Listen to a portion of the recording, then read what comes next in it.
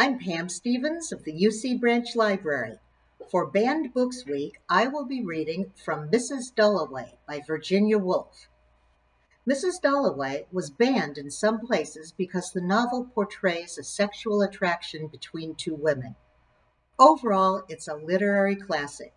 Originally published in 1925, the novel is a lyrical description of life in London immediately after World War I, with a focus on a very intriguing female character, Clarissa Dalloway.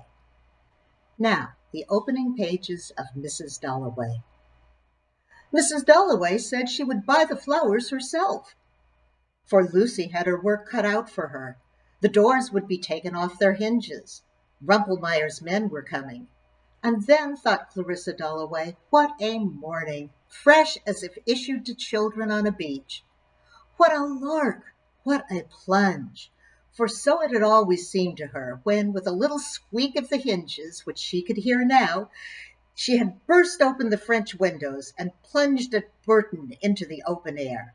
How fresh, how calm. Stiller than this, of course, the air was in the early morning, like the flap of a wave, the kiss of a wave, chill and sharp, and yet, for a girl of 18 as she then was, solemn, feeling as she did, standing there at the open window, that something awful was about to happen.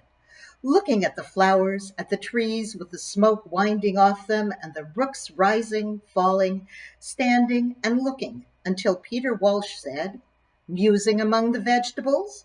Was that it? I prefer men to cauliflowers. Was that it?" He must have said it at breakfast one morning when she had gone out onto the terrace. Peter Walsh. He would be back from India one of these days, June or July, she forgot which, for his letters were awfully dull.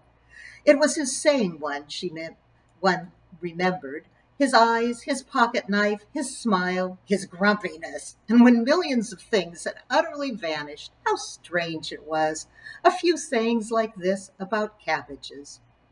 She stiffened a little on the curb, waiting for the Dirtnell's fan to pass. A charming woman, Scrope Purvis thought her, knowing her as one does know people who live next door to one in Westminster. A touch of the bird about her, of the jay, blue-green, light, vivacious, though she was over 50, and grown very white since her illness. There she perched, never seeing him, waiting to cross, very upright. For having lived in Westminster, how many years now? Over 20.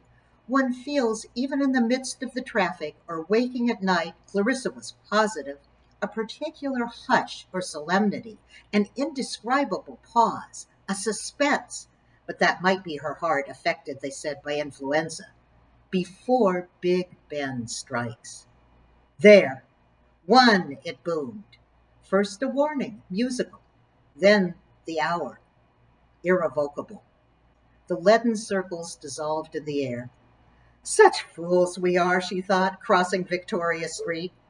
For heaven only knows why one loves it so, how one sees it so, making it up, building it round one, tumbling it, creating it every moment afresh.